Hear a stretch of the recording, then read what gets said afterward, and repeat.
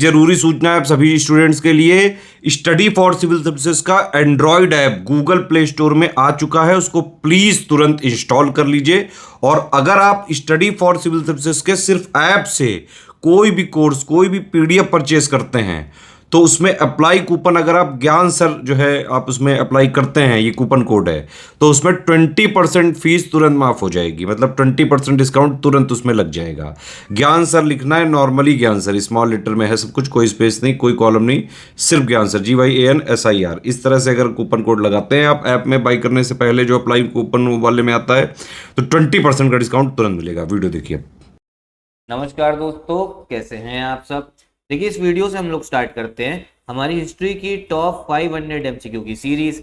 अब देखो, जो सीरीज है आपके यूपी पीसीएस RO दोनों एग्जाम्स के लिए इक्वली इंपॉर्टेंट है। आपका यूपी पीसीएस का जो एग्जाम है वो भी मिड दिसंबर में है, ठीक है। RO का भी 22 दिसंबर को लगा हुआ है। तो ये सब क्वेश्चंस को अच्छे से प्रैक्टिस करिएगा। रिलेटेड जो भी फैक्ट होगा वो मैं आपको सब अच्छे से समझाऊंगा, ठीक है। तो चलिए हम लोग अपनी वीडियो स्टार्ट करते हैं और पहला क्वेश्चन हम लोग देखते हैं क्या है, ठीक है। ये आपका पहला क्वेश्चन जो है वो आपका मॉडर्न हिस्ट्री को लेके है।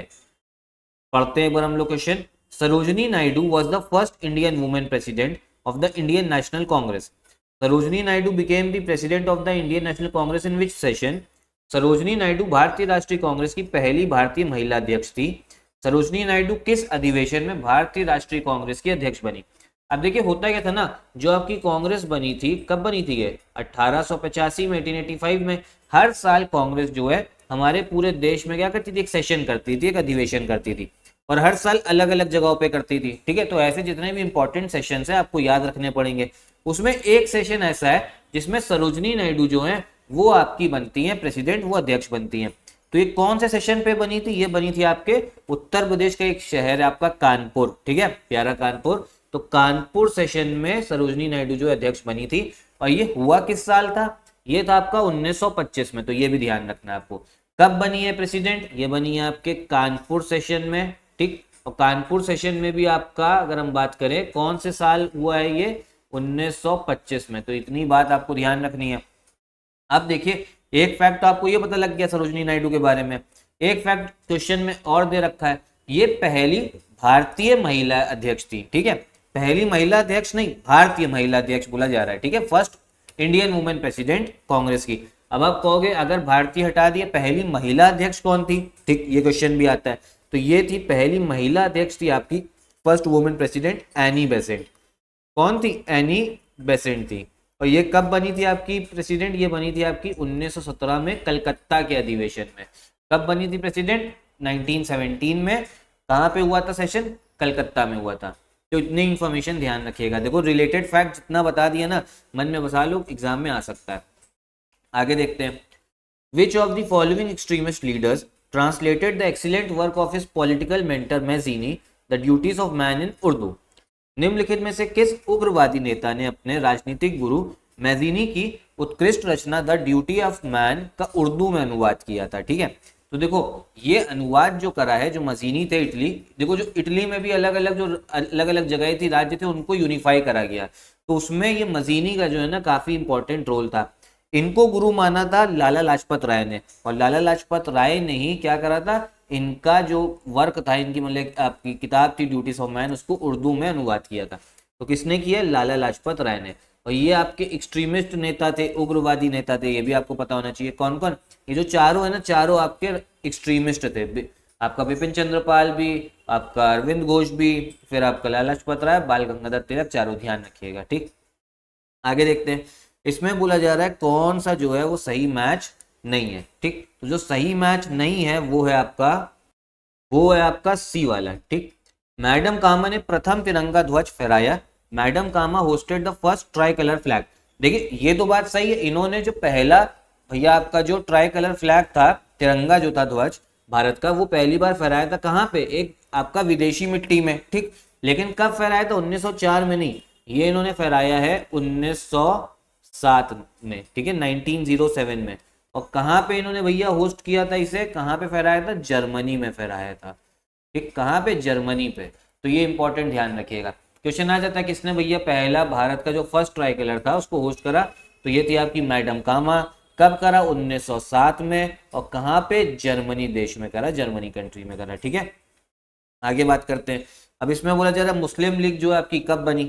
देखो एक फैक्ट तो क्वेश्चन में ही छुपा हुआ है, उसको याद करते चलो। मुस्लिम लीग बनी है आपकी 1906 में। कब बनी है मुस्लिम लीग?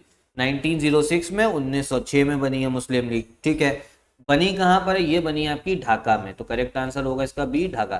तो मुस्लिम लीग की जो स्थापना है वो आपकी ढाका में हुई थी। चलिए आगे देखते हैं। फिर क्या बोला जा रहा है?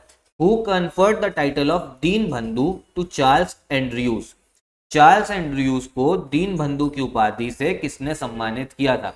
ये क्वेश्चन भी काफी इंपॉर्टेंट है। देखो एक चीज तो पता लग गई कि जो दीन बंधु है, कौन है? दीन बंधु है, ये हम किसको बोलते हैं? ये बोलते हैं आपके चार्ल्स एंड्रयूज को बोला जाता है। चार्ल्स एंड्रयूज को दीन बंधु बोला जाता है। ठीक, एक चीज तो हमें ये पता लग गई। इनको ये टाइटल किसने दिया था? टाइटल दिया था इनको महात्मा गांधी जी ने। ठीक है, गांधी जी ने दिया था। क्यों? क्योंकि देखो ये जो दीन बंधु थे, ये महात्मा गांधी और रविंद्रनाथ टैगोर के काफी अच्छे दोस्त बन गए थे। और ये जो थे ना, ये भारतीय जो राष्ट्रीय आंदोलन हुआ था उसमें इन्होंने हिस्सा लिया था। मतलब ये थे अंग्रेज, लेकिन तब भी इनके मन में सहानुभूति थी, सिंपैथी थी भारतीयों के को लेके, तभी राष्ट्रीय आंदोलन में इन्होंने हिस्सा लिया था। तभी महात्मा गांधी और रविंद्रनाथ टैगोर के दोस्त बने, फिर इनको टाइटल मिला दीन बंधु का। ठीक, फिर बोला जा रहा है जो आपकी अवध किसान सभा है ये कब बनी? ठीक है, इसका सृजन कब हुआ था?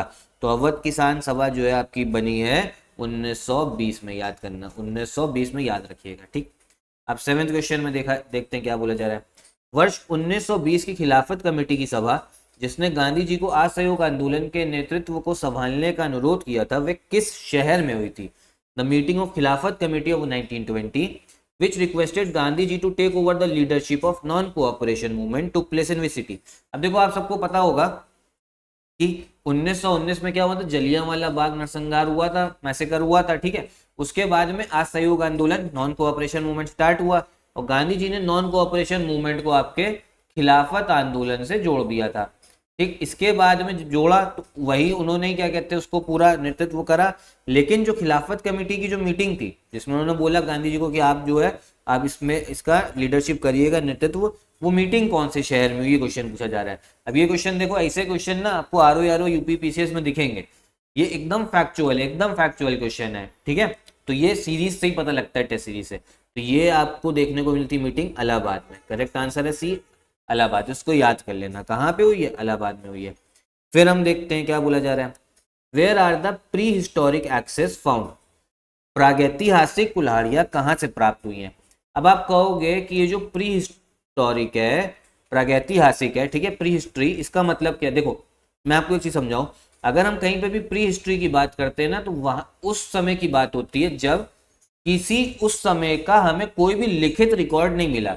अब मान लो हिस्ट्री में क्या हुआ है 3000 साल पहले, 4000 साल पहले, कोई टाइम मशीन में जाता तो है नहीं, उनकी जो किताबों में लिखा रहता है उससे हम पता करते हैं, या हम क्या कहते हैं खुदाई करते हैं, जो हमें अवशेष मिलते हैं उससे पता करते हैं। ठीक है, तो प्री हिस्ट्री में वहां कोई भी रिटन रिकॉर्ड नहीं मिलता।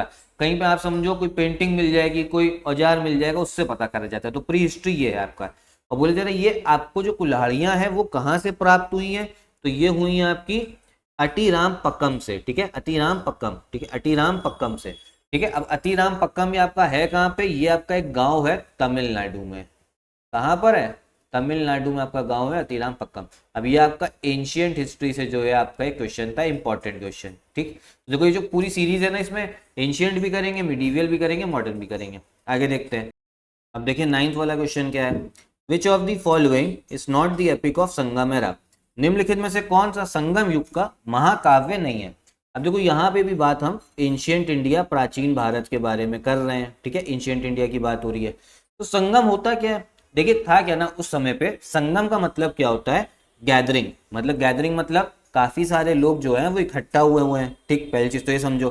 तो उस समय पे, अच्छा संगम एज एक बार ये भी समझ लो, ये आपका साउथ इंडिया को रिलेटेड है, दक्षिण भारत की हिस्ट्री को लेके है संगम एज, तो ये पता होना चाहिए।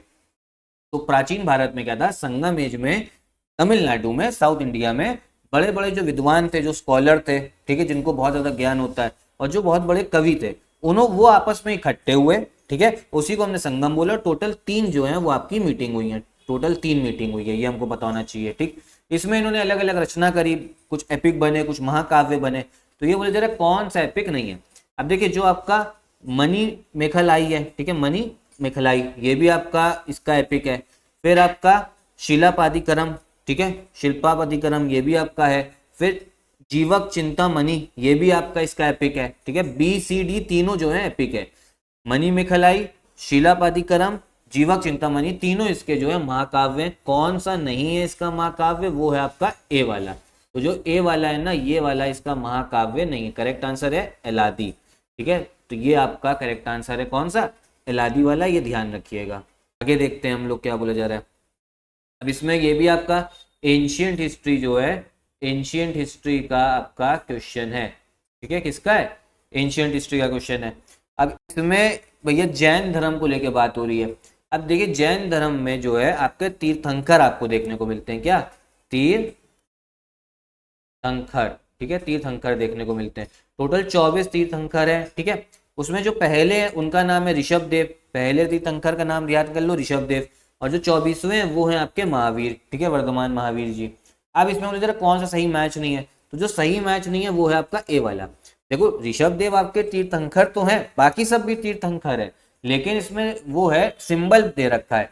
तो जो ऋषभ देव है इनका सिंबल एलिफेंट नहीं है, गज नहीं, इनका सिंबल है बुल, ठीक है। जो बैल है आपका, इनका सिंबल वो है बैल है, तो इसलिए ये जो है आपका गलत हो जाता है। तो देखिए हम लोग अभी, ये पहली क्लास थी इसीलिए इसमें मैं 10 ही क्वेश्चन रखता हूँ। आगे क्लासेस में क्वेश्चंस में बढ़ा दूंगा, 20-20 क्वेश्चन जो है हम लोग डेली देखेंगे। पहली क्लास इसलिए आप लोग अभी इतना ही करिए, ठीक है। और जो ये सीरीज है ना आपका, बढ़िया तरीके से मॉडर्न हिस्ट्री की भी प्रैक्टिस हो जाएगी, फिर आपकी एंशियंट हिस्ट्री की भी, और आपकी मिडीवियल हिस्ट्री की भी, मध्यकालीन भारत। तो अच्छे से पूरी सीरीज को आप लोग फॉलो करिएगा, ठीक है। और हम लोग का क्रैश कोर्स भी स्टार्ट हो गया यूपी पीसीएस 2024 का, आप ज्वाइन कर सकते हो इन नंबर पे कॉल करके। तो ये वीडियो भी खत्म करते हैं, नमस्कार।